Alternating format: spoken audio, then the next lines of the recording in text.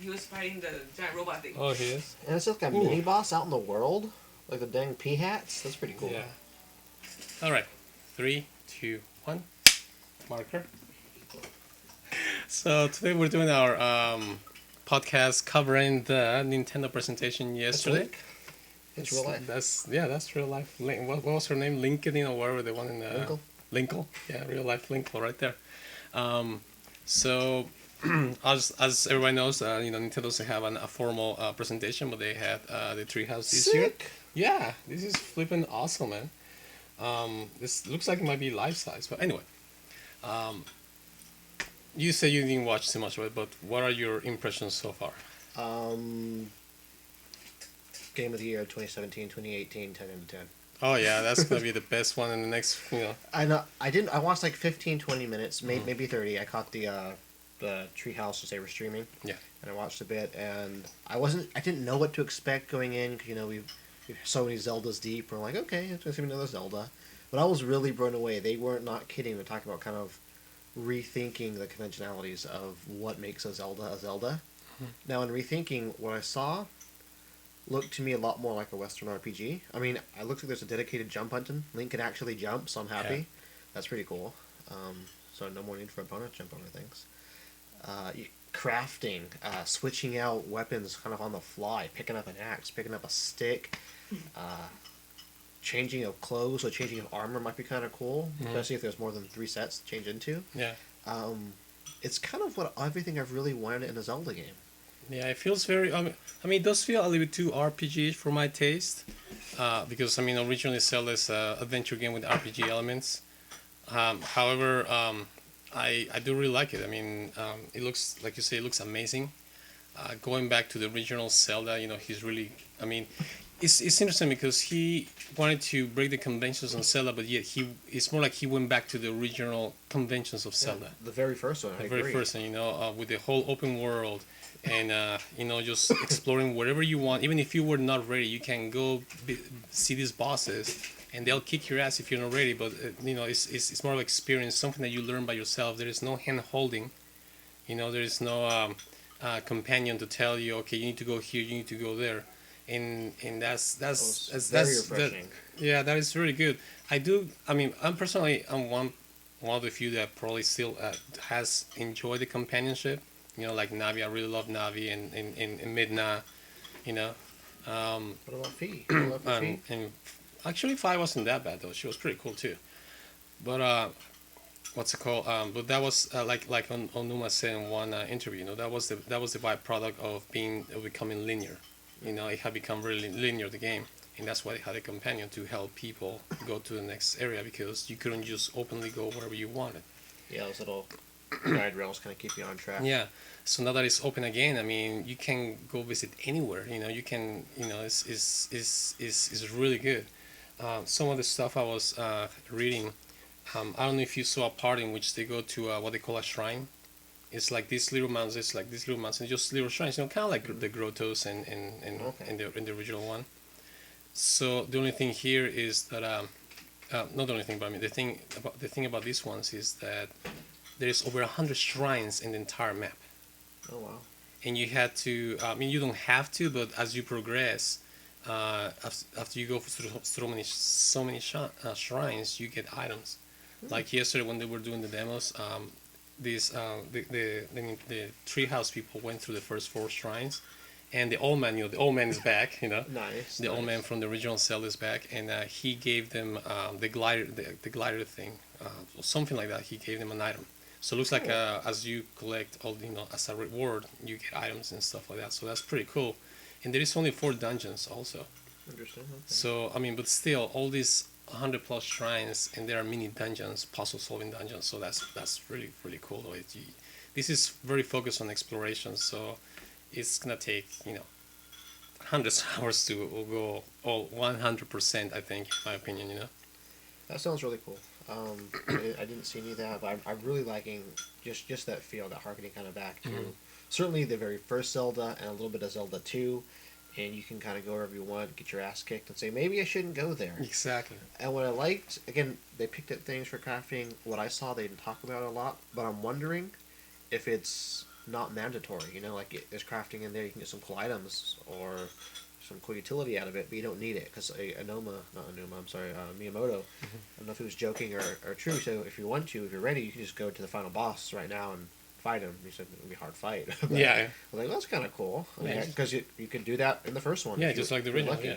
So I hope there's like items that you don't actually need, but actually help open up exploration areas in other parts of the world. Like, okay, I can get this, or maybe you miss it your whole playthrough. You didn't need it, but it opens up an area that maybe it was kind of cool to explore. Yeah. That's kind of cool. 'Cause that's, to me, that's always been the center point of Zelda. And talking about the early ones on the NES and the Super Nintendo has always been that level of exploration, which the more linear ones have lost. In in place of, I think, good storytelling, kind of an epic narrative, really. But it lost that sense of it's me alone in the world, and my sword and my shield, and what's around the corner. Yeah. Because it looks like they're bringing that back, so that's going to be really cool. Yeah, it's going to be really, really awesome. Story-wise, obviously they because of the E3, they didn't want to give out too much, so they removed. Anuma said that in that first area they removed villages and villagers, but it is going to be populated for the final retail version. It looked really barren. So it was very bad. I mean, there's a lot of fauna, and of course, all that vegetation and everything, but and the bad guys. But there is gonna be it's gonna be populated. Okay. Now, interesting though, I was discussing with E and Purple, because as you know, we like to do a marathons. Preparing for the next Zelda, we like to play marathons, and what we believe it will be the story wise, the chronology. Well, it's interesting because in some of the parts, we were kind of debating whether it was after Wind Waker or it was still after Skyward Sword. The technology looks kind of Skyward Sword-ish like. Yeah, it does. So it kind of gives that sense. However, in the beginning of the playthrough yesterday, when they were doing the Treehouse, there was some dialogue that was shown that the old man, when talks to Link for the first time, he tells him that this is the land of Hyrule, and it says legend says that this site is where Hyrule was created. It says legend says, so Hyrule is gone.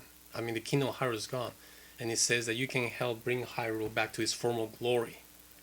Okay, so maybe the waters have receded. Yeah, and that's another thing because we found as they were doing the playthrough, we found several patches of water just as like marshlands, throughout the entire area in that area as that given evidence of the waters receding.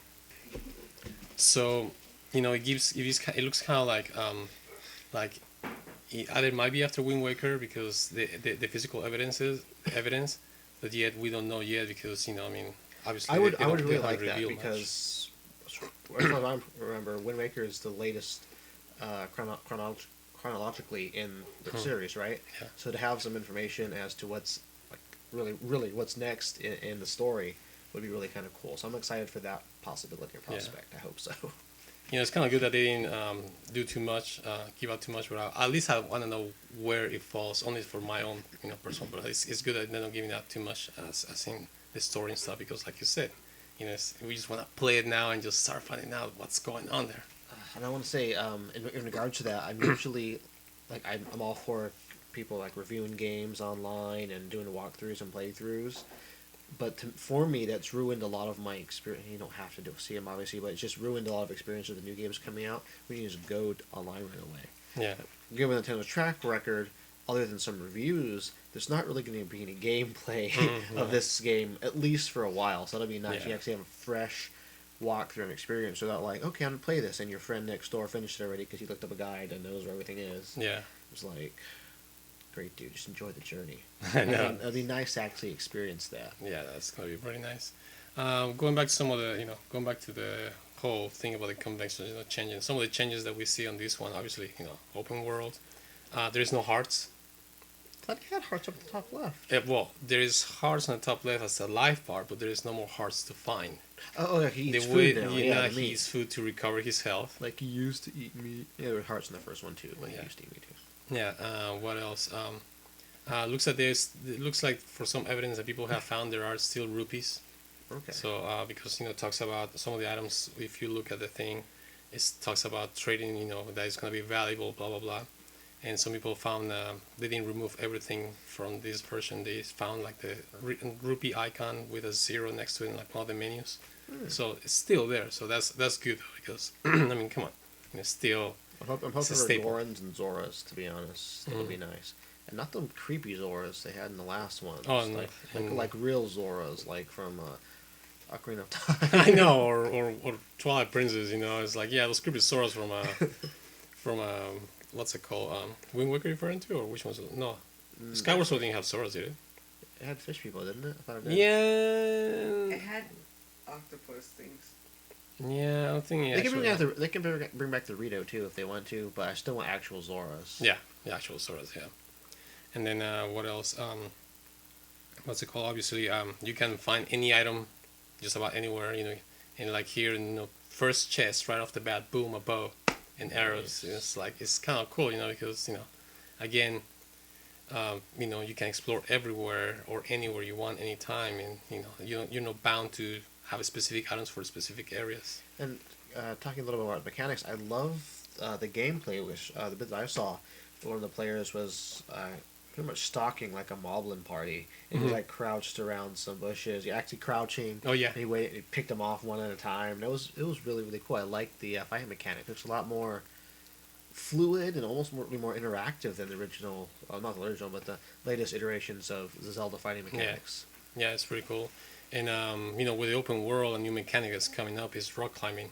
Oh, I saw that Which too. is That was pretty really cool. You know, at first I was like, oh my god, this is like straight off Assassin's Creed. You know, it's like what, you know, as long as he doesn't start parkouring, you know, I'm fine. You know, but then you know, thinking it over, it's like you have to have rock climbing, because if it's an open world and you're gonna encounter canyons and stuff like that, you know, in an open world scenario, you are able to climb those rocks. And it's kind of nice to see now, like you know, we're talking about when we've been playing Twilight Princess and those other games.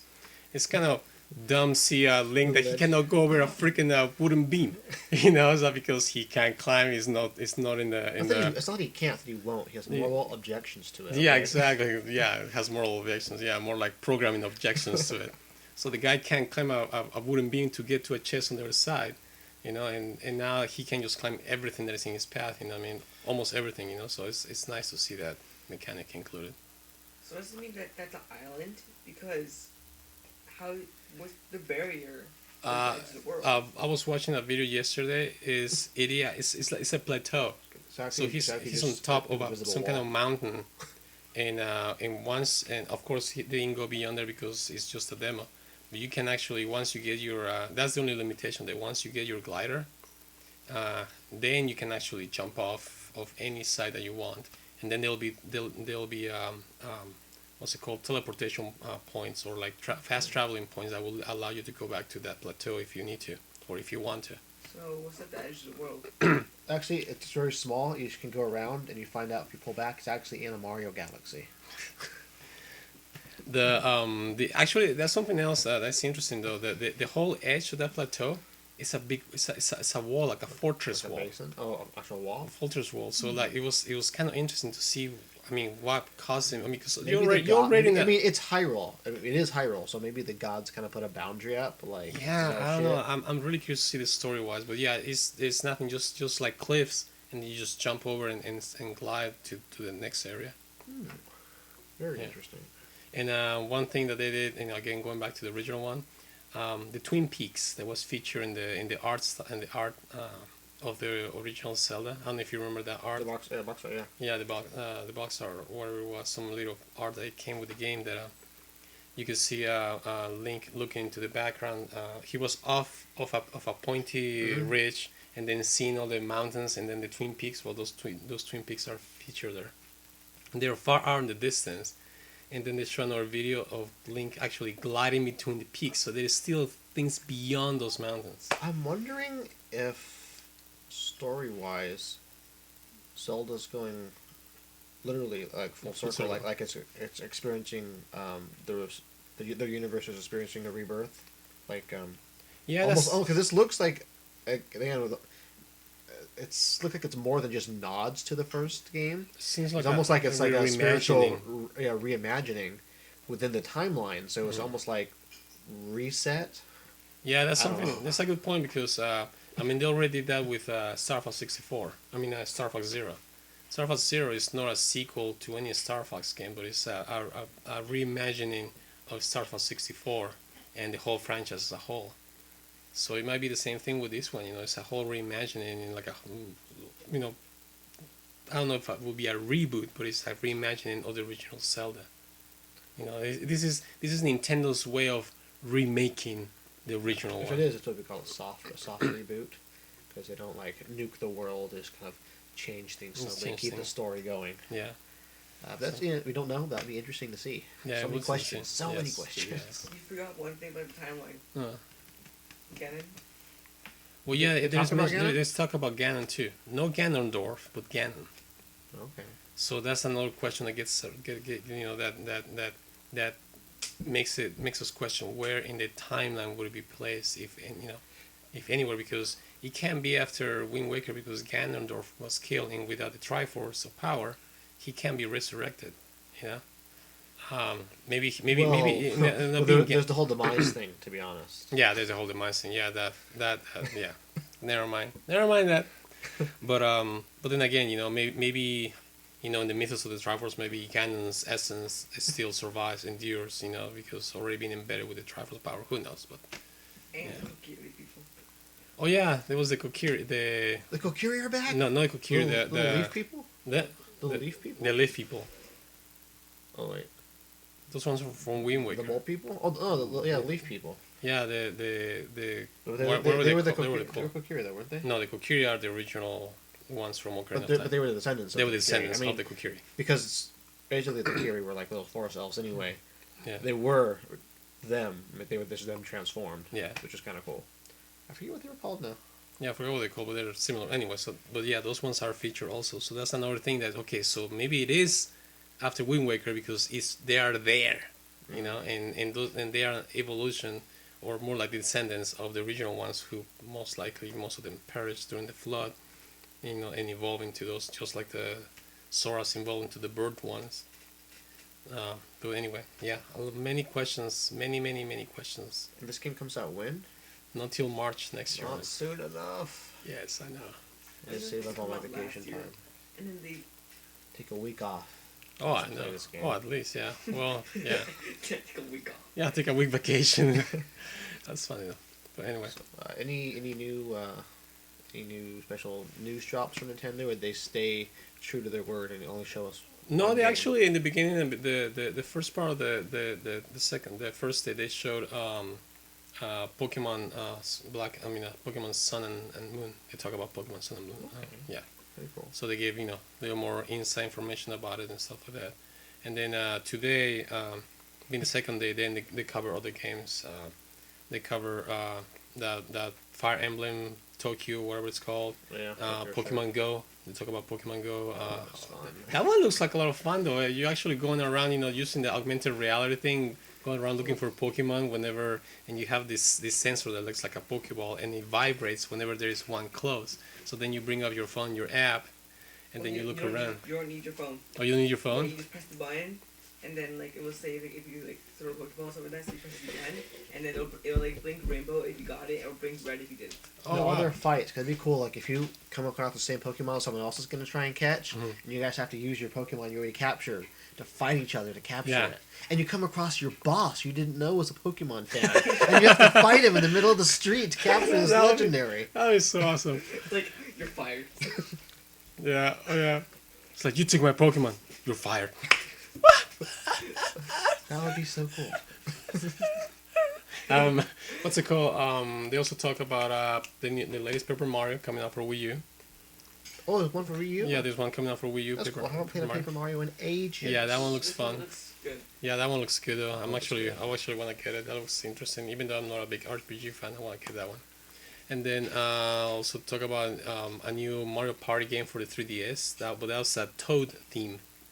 So that one looks This interesting. one actually looks good. It's not like Yeah, the other ones. they changed completely the speed of the game and stuff like that. The way that the games are played in the board. Like instead of one by one, it's all at the same time. Yeah, so it looks more interesting. Yeah. Interesting. I'll take a look at that.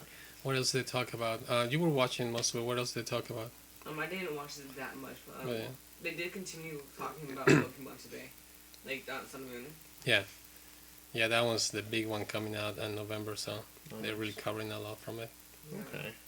Is They were what it talking is. about some other games I really care about. Yokai Watch, something like that. Oh, yeah, the Yokai actually- Watch, that I, one did- I never is- bought it, but it actually looks really, really good. Yeah. It looks like a Pokemon knockoff. Yeah, But it looks Yeah, good. they're talking about Yokai Watch 2, I think. yeah, Yokai Alright. Watch 2, and you actually have a watch. So, Sick. It's so back yeah. to the 90s. Yeah, no, exactly. Got my Big watch old, back. big old watch there. Yeah, but yeah, that one they talked about. That one I too. wish my Star Fox watch I got in like a box of cereal. Mhm. She was so cool. Yeah, that would be cool too. And But yeah, so and of course, we didn't have digital event, so it was kind of interesting. I personally thought that it was gonna be kind of lackluster since no event, just straight into the Treehouse, and obviously no conference or anything. But actually, Zelda, It works for Zelda. yeah, Zelda. Nintendo knows what they have with Zelda, and Zelda carried the weight of the whole Nintendo conference. They opened it up with Zelda, well, obviously with Pokemon and Zelda, and that was enough, man. It was, yeah, it was 6.5 hours glued to the TV just watching Zelda and those Pokemon. I still don't think it takes the place of a proper E3 show. Uh, But for what they did, I mean, I couldn't see them doing it with any other game. Not even Mario, which is like a powerhouse for them. But Mhm. with Zelda, yeah, I could see them Yeah. doing that, and they did, and I enjoyed what I watched. I only watched in the room, the report that they had reserved this huge area. I don't know if you saw it, saw it yeah, I on saw they TV. had that giant. They rock reproduced part of Hyrule in there. They have it's called a Guardian. They have the Guardian there. They have part of the Temple of Time in ruins, and then they have forests and everything. Oh, They that's have cool. just like rows and rows of TVs there to play Zelda, and obviously they have the whole background. It looks pretty cool, and also it has a day and night cycle, so it's dynamic. Oh, sick. So at one point in time, the lights would turn and it will be nighttime and the kind of bluish hue, and then it goes back to daytime. It just cycles, and it has light, thunder and lightning. I mean, they just went all out with that booth. Oh, that is nice. That Yeah. is nice. Yeah, and only like I Is said, that only part open to Zelda. the public? No, that's the one that. Oh, boo. Yeah. So sad. yeah. Anything else you wanna add? I have nothing. I've said it many, many times, but this game looks awesome, and I can't really state that enough. It's changed, again, for what I'm seeing, in significant ways that, for how I play games and the games I like to play, I'm very, very pleased and excited to see more, and I'm very much looking forward to its release. Yeah, me too. And I'm actually hoping for DLC. With only 4 dungeons, I Mhm. would like them to, here's a spot where, now that there's a bomb where you can blow up, and there's another dungeon. That would be kind That of would cool. be kinda cool, That'd be yes. cool. Yeah, remember. You gotta find those first. Yeah. Yeah. They can still put in a hidden DLC. yeah. Yeah. That area is huge. You still gotta find them first. Finding them's gonna be the challenging part. Somebody was doing some kind of calculations online, trying to just calculate how big the map is, because they show the entire map. They just open one tiny area, Mm-hmm. and they were saying that they were calculating roughly it's about the size of Xenoblade Chronicles X world. I hadn't even explored the entire world on Xenoblade Chronicles X. Thing's huge. I think it's That's huge. huge. Yes. But yeah, it's gonna be amazing. I was gonna say, yeah, the same thing. I honestly didn't know what to expect beyond the open world, and it's just amazing. Even though with the subtle changes and certain subtle changes that I'm not too keen on, like for instance the hearts. To me, hearts are the staple of Zelda. Finding hearts around, but hey, you know what? Hey man, It's- I play hardcore. Don't know hearts where I come from. I know, Yeah. right? True. But it's I'm really looking forward to it. I'm really excited for it, and I can't wait. Yeah, it was amazing, and I don't know. Anuma is doing a really good job. I mean, he's sticking with his cell shaded art style, but I Yeah, think I like it though. but they are he's evolving it good, because even though the outside areas of Hyrule they are still cell shaded, certain parts they look, like I say, it reminds me of Ocarina of Time, because even though there's anime style like Ocarina of Time was, there is still kind of certain sense of photorealism in certain parts, like the sky and stuff, and the water Yeah. looks very nice. So It's a nice mixture of different art styles, really. yeah, Even while we hold out for our true dream, which is an actual realistic looking Zelda yeah, game exactly. with a hard, mature theme, like something twisted, like Majora's Mask. Oh yeah, that Be yeah, insane. that would be insane. Anyway, well, Next year. Next time, tomorrow we're gonna, purple. E and I we're gonna be going to E3 live, so we'll be reporting from there. Hopefully, we'll be able to be there early enough to get tickets. In case you guys don't know, E3 Live is basically a side show by the Entertainment Expo.